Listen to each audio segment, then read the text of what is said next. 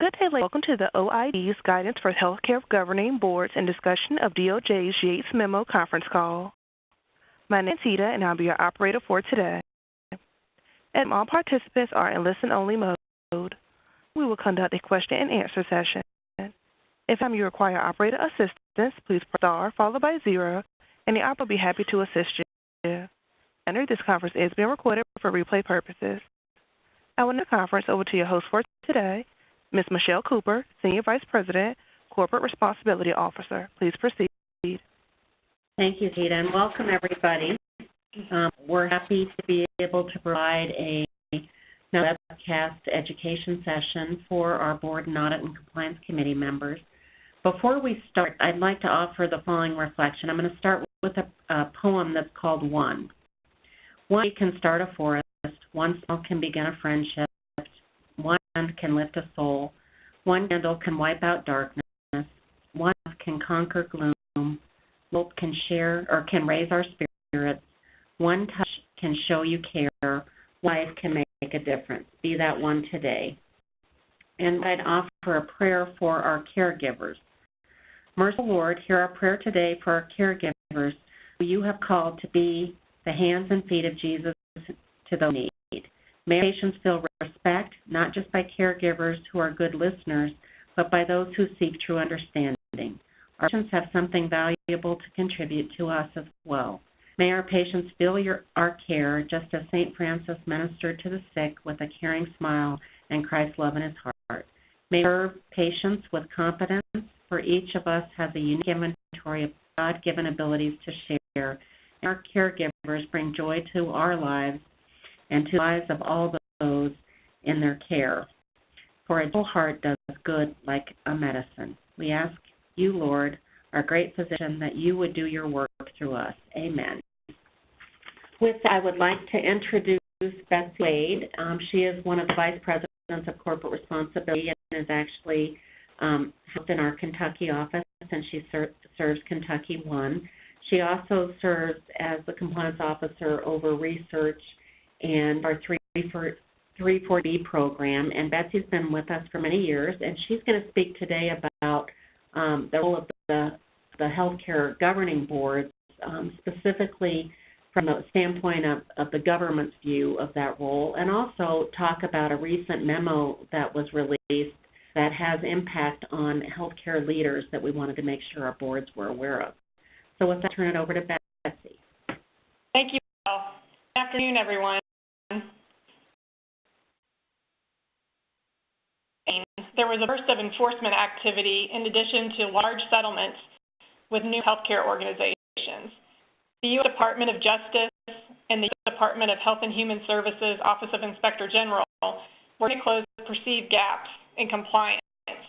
These two agencies, along with the Centers for Medicare and Medicaid Services, began flexing their muscles. OIG, for example, implemented a litigation team to focus on civil monetary penalties and exclusions, and their providers no longer can just consider fines as the cost of doing business. The Department of Justice hired a compliance expert, and its criminal division review all false claims cases now. We released 2 documents last year that hold boards of directors increasingly accountable for their organization's actions and shine the spotlight on their compliance programs. I'm here to talk with you about those 2 documents and what they mean for CHI boards. The first spring of 2015, OIG, in conjunction with the American Health Lawyers Association, the Association of Healthcare Internal Auditors, and their Compliance Association, published new guidance for boards as it relates to their compliance oversight role. After that, the Department of Justice issued a memo on individual liability and culpability that had significant impact for boards and management, and 3 reasons for the increased focus on governing boards. So that boards exercise decision-making power over healthcare organizations, their budgets, organizational priorities. They also influence the corporate culture. Finally, they are legally responsible and liable for the actions of the organization.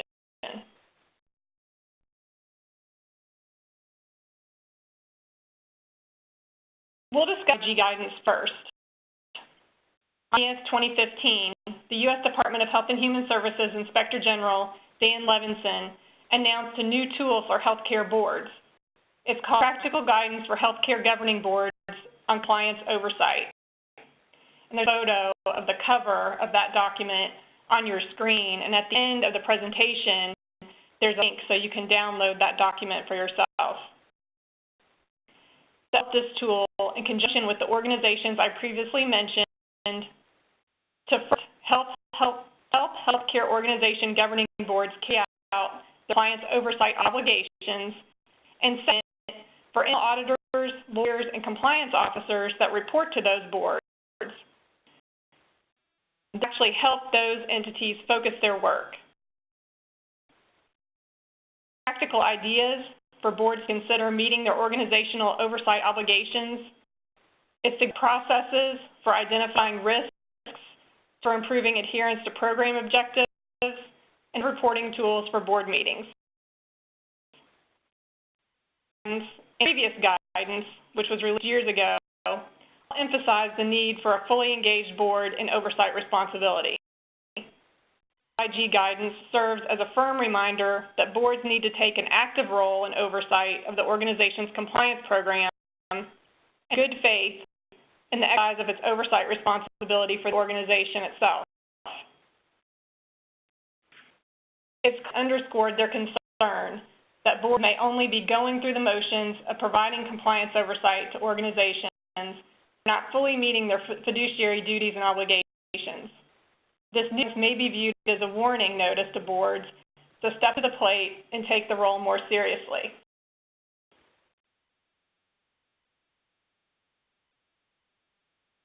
It reiterates previously published guidance from the same groups that I mentioned earlier, titled Corporate Responsibility and Corporate Compliance, a risk for Healthcare Board of Directors, which was published in April of 2003.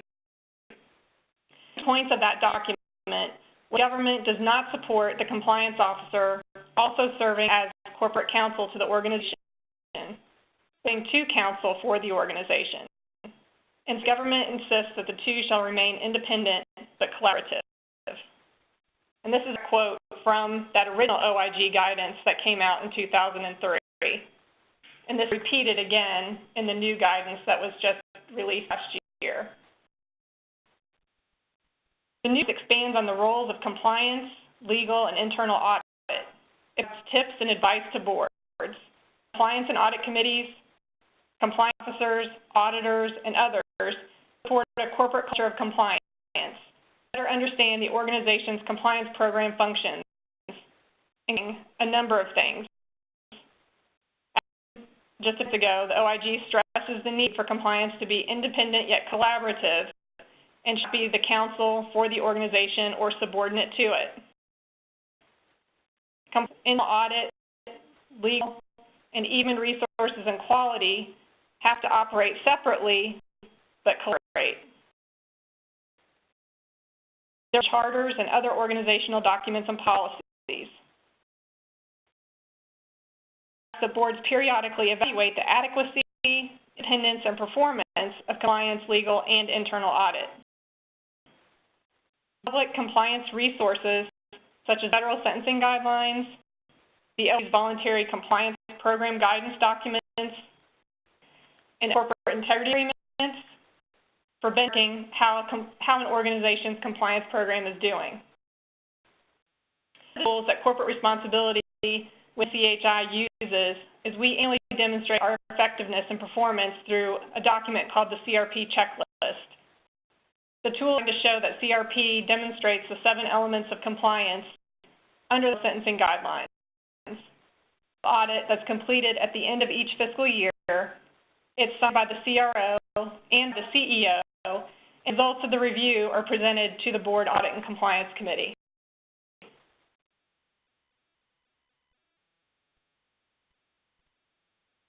The board has an ongoing responsibility to be informed about compliance risks, investigations, and outcomes. Regularly should receive compliance-related information from corporate responsibility, including but not limited to a number of items. score compliance activity, and just as an example, CRP presents the CRP scorecard quarterly and the monitor scorecard at least twice a year to the board audit and compliance committees. Internal investigations also presented in a variety of ways, including through the CRP update, which shows repayments above $100,000 and executive sessions. Audit issues that are compliance related are presented in conjunction with Catholic Health Audit Network, or CAN, which is the internal audit function for HI. It is summarized in the CRP scorecard quarterly. Material fraud or misconduct are presented in a variety of ways, including executive sessions with the committee meeting. Regulars are included in the CRP update each quarter, and enforcement activities also are included in those updates. Industry developments. Corporate routinely includes executive sessions on the Board Audit and Compliance Committee agenda and times on the full board agenda. May not always be used, depending on the information that needs to be presented.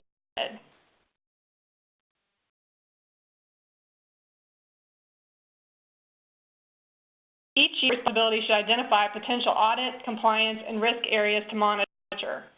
Areas always will need monitoring include referral relationships and arrangements, privacy and quality-related events. Areas to monitor and audit come from a variety of sources, in professional publications from the Office of Inspector General Work Plan, guidance that's released through the OIG, even items that show up in the news media. Something in the news, they should ask management if controls and processes are in place to reduce risk within their organization.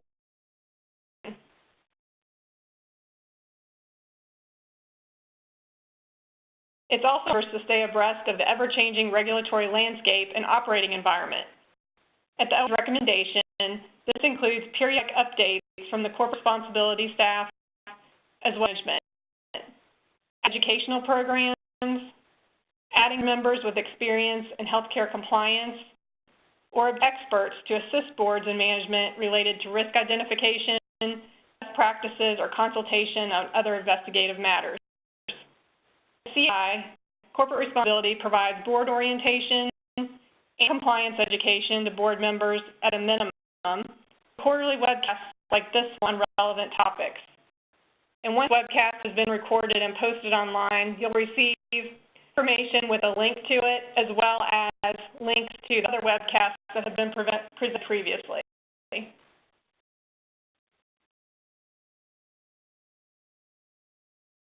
In addition, it reminds boards that they learn a lot simply from following the federal sentencing guidelines and corporate integrity agreements.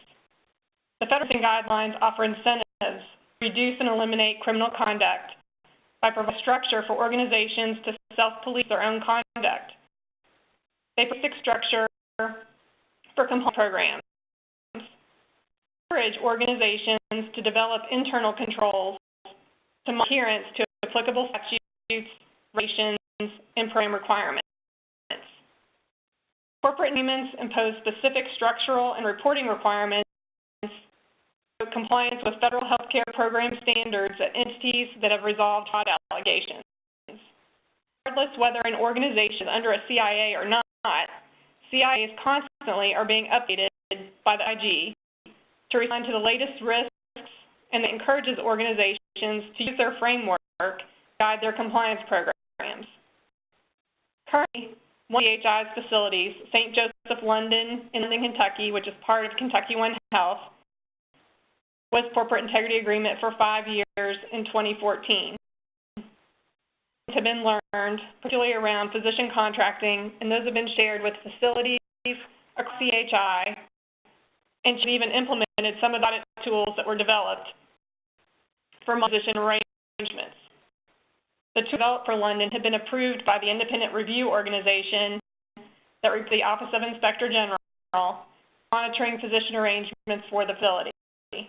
We presented a webcast on lessons learned from the St. Joseph London Corporate Integrity Agreement, and that is available on the CHI corporate responsibility website if you hadn't had a chance to listen to it.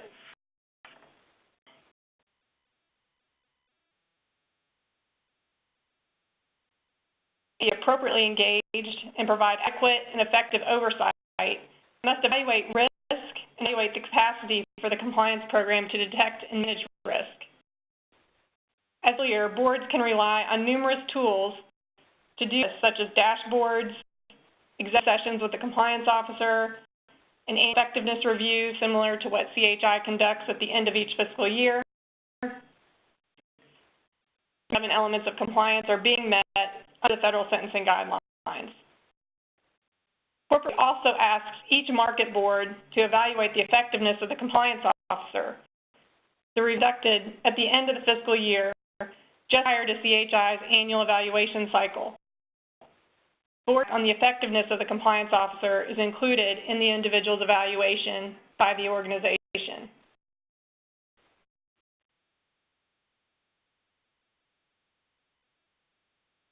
Of the new guidance from the OIG, it's what was published in 2003, but builds upon it with additional tools and resources, and something that every board member should take a chance to review.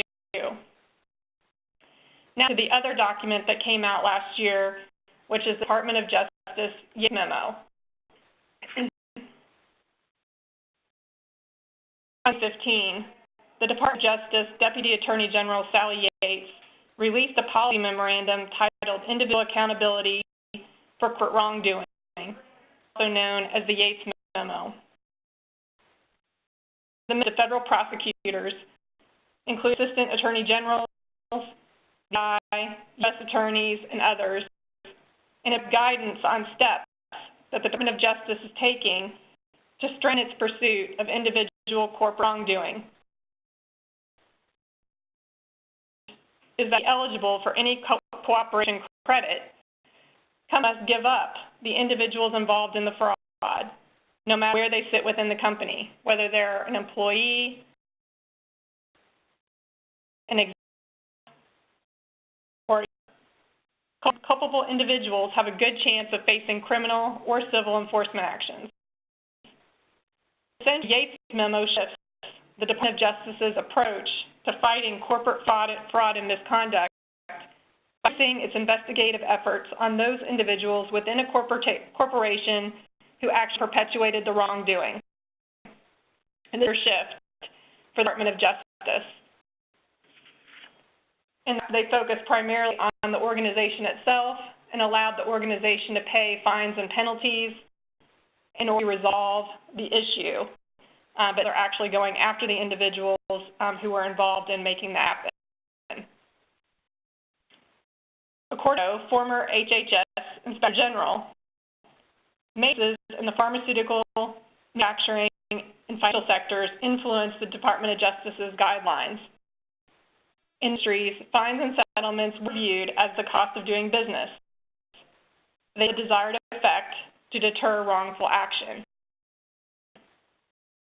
The Department of Justice and healthcare organizations did commonly enter into settlement agreements that include fines and monetary penalties, but they all released corporate officers from personal liability in the past.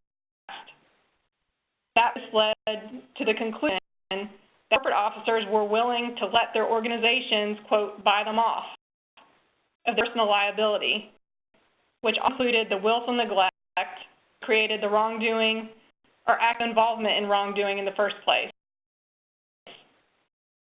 It has also created a sense that some organizations were willing to pay financial penalties as a cost of engaging in questionable business practices.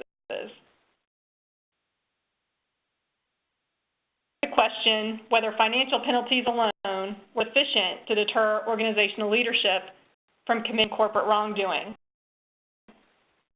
The new directive is intended to address all of those issues. Questions of the Yates Memo are significant. Inventions were complicated before, when health companies only had to provide information about underlying facts of the situation, and the government won't even resolve the matter unless the company provides the names of those individuals who were involved. Healthcare pays careful attention to these guidelines because of impact on the Federal False Claims Act investigations, including violations of the Stark Law and the Anti-Kickback Law.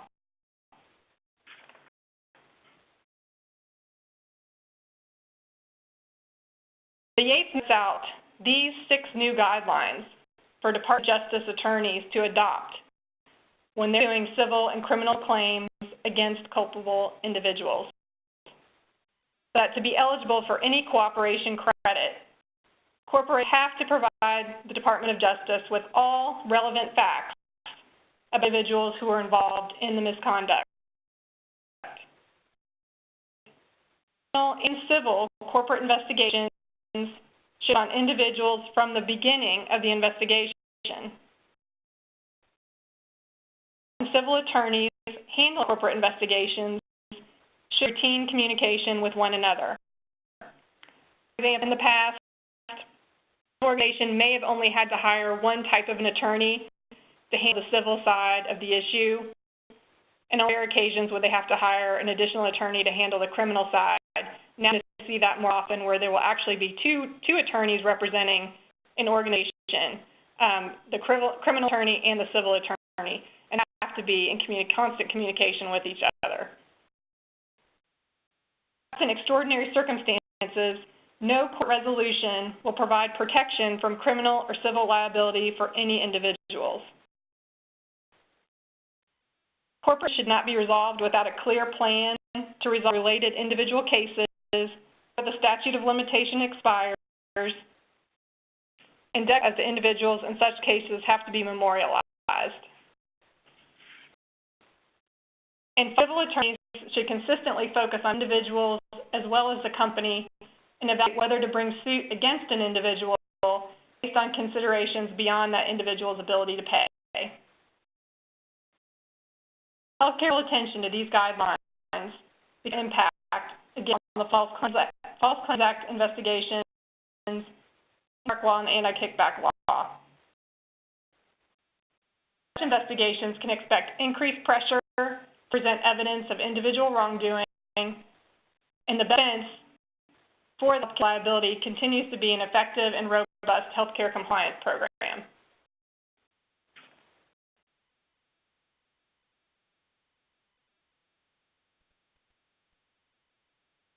Five things companies should know. Memo. Pressure to present individuals who are culpable in wrongdoing. They need to hire their own personal attorneys early on in the investigation. And it was common for the organization to provide counsel to senior executives in those cases, and that will no longer occur. Senior executives may become more involved with the operation of their company's compliance programs because it was important that instances of fraud known to be rogue employees circumventing controls rather than a systemic problem. Organizations seen as taking action against culpable individuals who have been doing. So this is going to be even more important than ever and have that documented for government. Programs also must be effective because, again, they are the best defense in the new era of enforcement.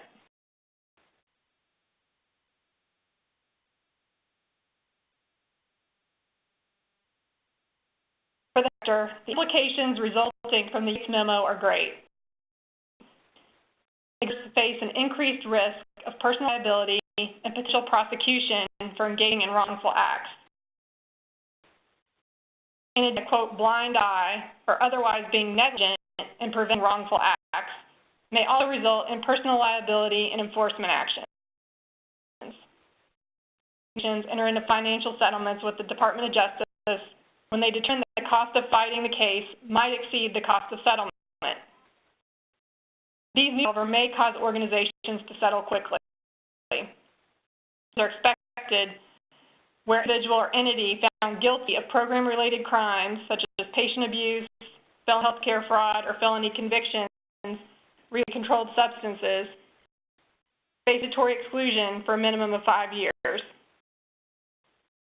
The OIG permissive authority to exclude individuals or entities for a variety of issues, including conviction of certain misdemeanors or failing to provide quality of care. The exclusion will be an even stronger driving force for individuals to avoid pleading with the Department of Justice. These result in fewer DA quick hit settlements and may also require committing greater resources to resolve cases. Therefore, adherence to the Yates Memo may actually undercut effective law enforcement and will reduce self-reporting and cooperation.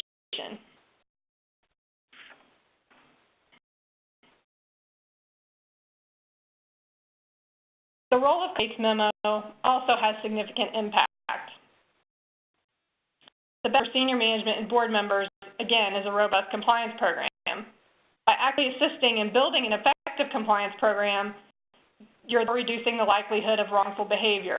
The more the compliance program is supported, the less personal risk board and senior management will face.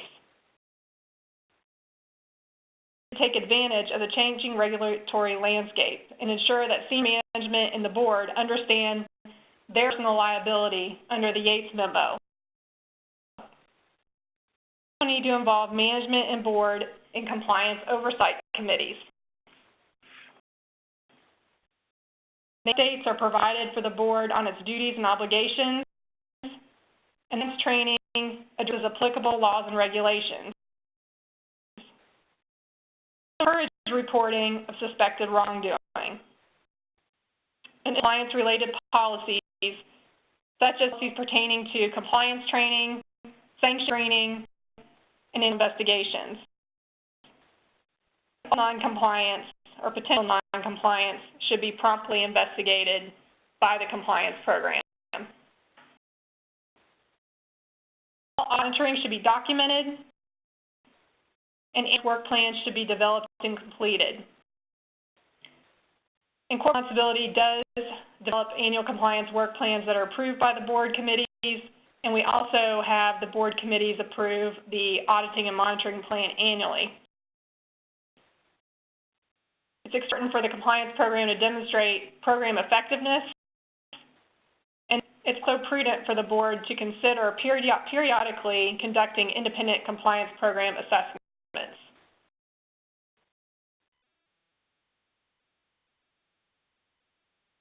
Next memo came out last fall. There's already been at least one case that has just been resolved as a result.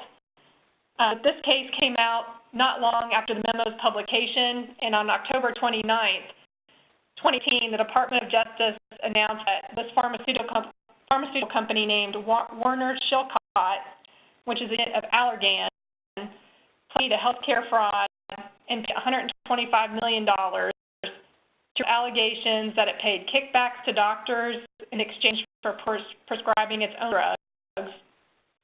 It's fraudulent prior authorization requests to the government payers and unsubstantiated claims about the superiority of its drugs.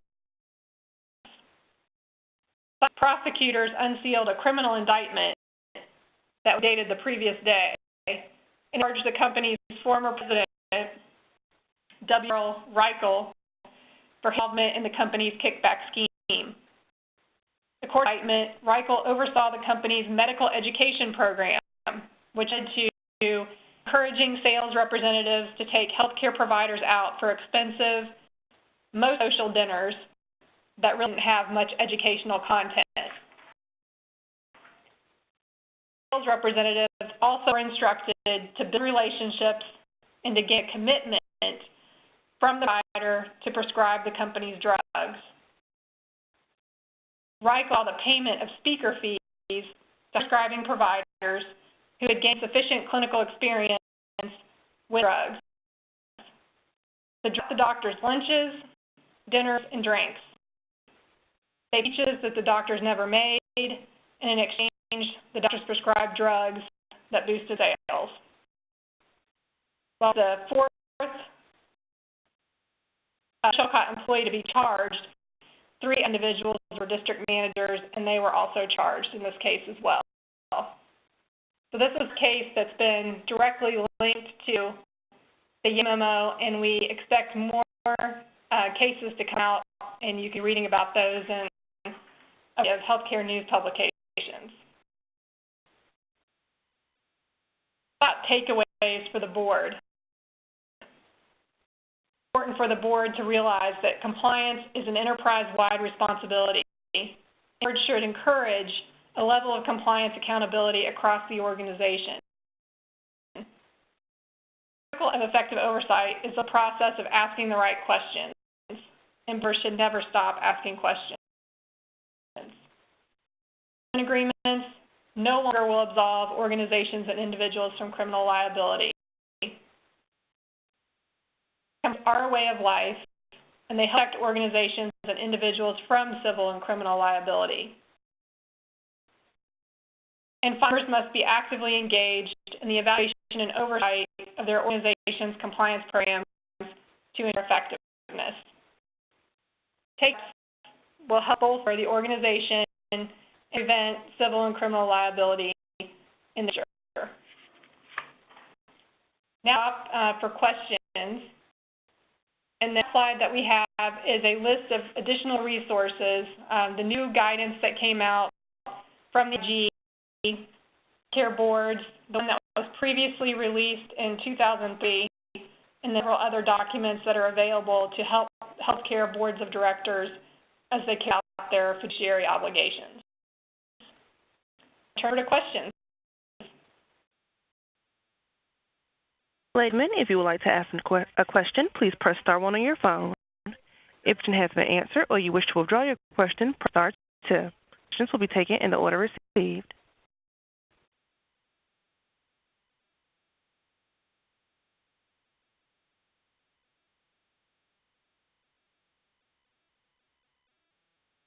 That's Michelle, and while we're waiting to see if we get any questions in the queue, given that in Kentucky One, we have the one organization in London that is under the Corporate Integrity Agreement. Can you speak just a little bit about, because I'm sure you've talked about, implications of the additional board recommendations coming from the OIG. How is that impacting at all, if any, how you're bringing information forward to your board, or some of the questions that they're asking? How are you seeing that playing out in your market? Changed quite a bit, and the Corporate Integrity Agreement for London is one of the few healthcare quality corporate integrity agreements that exist from the OIG. And when it was published in 2014, it was the first CIA to make changes to the board obligations. As a result of that, we actually have a board member who sits on the compliance committee at Joseph London. So that's the management compliance committee for the healthcare or for that hospital. And that individual sits on that committee and participates in that committee. We also have a quality committee subcommittee of the board at Joseph London, and we have a board member who chairs that committee as well. And then reports from the Management Compliance Committee, from the Quality Subcommittee of the Board, those are raised up through the process to the Board Audit and Compliance Committee of Kentucky One, because the Kentucky One Board is where all the information is presented on behalf of St. Joseph London. Certain decisions that have to be made about physician transactions, quality reports, credentialing, we actually have a separate discussion on the St. Joseph London items, and we have to have a separate vote on those items. So there is focused attention just on St. Joseph London matters. We also have additional education that the board has to go through. The initial education was about 7 hours. For those members who happen to sit on the PTRC, which is the Physician Transaction Review Committee, they go through much more education than other board members. And then there's annual requirement of education on the CIA that they have to go through as well. So the acts that the CIA has had on board governance governance just at St. Joseph, London, and in the Kentucky market.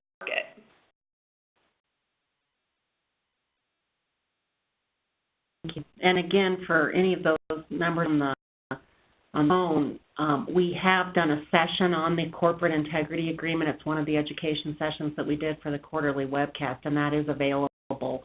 And we do send reminders out of the fact that each of these individual sessions are available to listen at your convenience for those that aren't able to attend them in person. And the point of the Yates memo particularly is that, should there be an investigation, like London or any healthcare organization that has a CIA these days, those investigations would be a lot more in-depth, probably a lot more lengthy, and would target individuals more as a result of the Yates memo coming out, and has not been the case in the past. So we would see probably a different outcome in some care organizations as a result of the Yates memo going forward. Especially in the area of physicians when it comes to documented medical necessity. When CHI initially had some reviews around medical necessity, we did not see where the government would go individually against the physician. Now we are starting to see a pattern where they're definitely looking at was the physician aware and doing procedures intentionally that did not meet medical necessity. We are definitely already seeing a shift in that across the market. Okay, Tita, do we have any calls in the queue? Yes, I have a question from the line of Lillian Nerthy. Please proceed. Good morning. Thank you for this excellent presentation. I have two questions. One with the indemnity agreement that gave legal protection to senior staff and board members, and what the of all of this is on those kind of arrangements. And certainly, it seems to me that we need to upfront when appointing board members, either for the regional boards or for the national board, make a real point of telling people about this liability. So I'd like to get some about the indemnity issue, and also whether we've done any kind of formal thing for new and existing board members. Yeah, great questions. And Lillian, a couple of things that we do. CHI have traditionally provided insurance for all of our executives and our boards, and that does provide protection. What's a little different with this memo, and one of the areas that we're researching further, is if there is intent and they do head down the civil litigation side, would that pose a risk with regards to indemnification through the insurance companies? With regards to investigations where we were, we did receive a release for our board and management members, that would not change. So once those documents are signed, for example, London, Taos, and some of our investigations that we've had with the government, that will not reverse. So it doesn't change anything from a retrospective perspective. But going forward, it's something that we pay attention to. In talking with legal, they stand by the fact that that's why we get insurance, and that does provide protection. Are changing our board orientation to include a specific mention to the Yates memo and some of the changing culture around compliance, because I think one thing it really does speak to is how important it is to get experts on your board, on your audit and compliance committee, that have a legal compliance background and understand some of the implications. And especially out at our markets, in some of our smaller markets, it's often difficult to recruit that expertise. One of the reasons why we made the change to charter in the last year is we actually now have a requirement that an expert, not only a financial expert, but an expert that's got a legal and compliance background also serve on the Audit and Compliance Committee because of that additional awareness and expectations the government has that you'll have qualified people. At the end of the day, I think our insurance coverage is very soundproof, foolproof. Also, what I'll tell you is because, most of our organizations are not-for-profit, there's also some additional protections provided by the law around non-for-profits, which also protect our board members.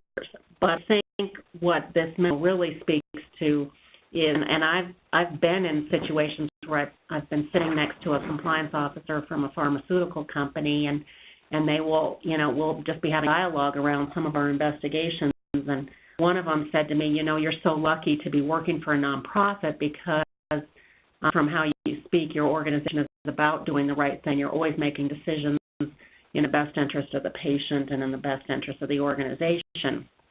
And she said, my organization is a little different when it comes to making a decision at the board level regarding profit versus something that may cause a legal or compliance risk.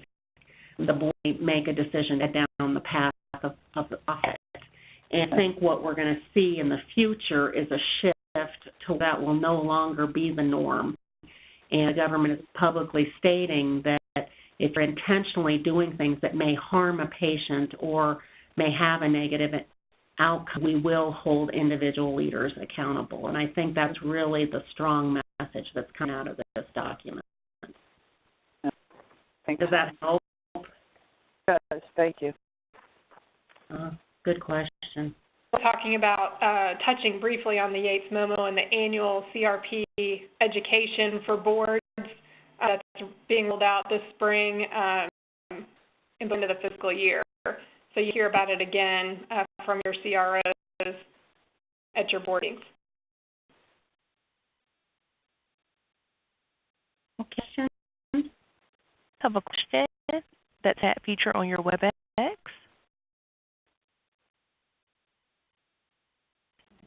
That's Yes, the question says,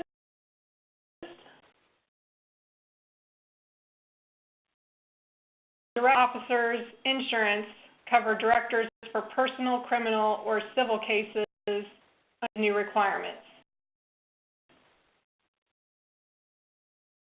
one area, I hate to say yes, but I will say generally yes. I think we may, and I'll definitely get legal to weigh in because I think it's a very good question. And actually, it's a question that I'm going to ask that they actually provide a response that we can share with our board and committee members because I think it's an important question. Where it may get a little bit gray is if there was willful intent and, we had a leader or a board member that intentionally did something, especially for the benefit of themselves or, that was considered against law. And that's what I really want to get clarification on.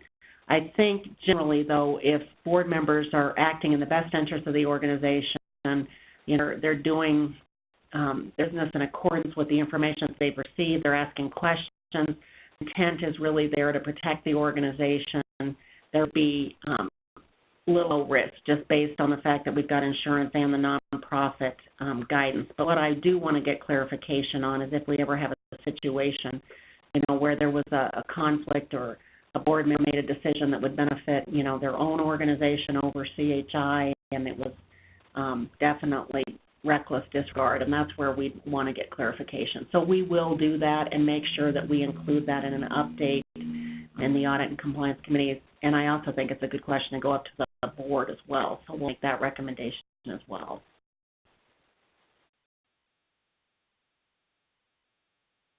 Questions? Other questions in the queue?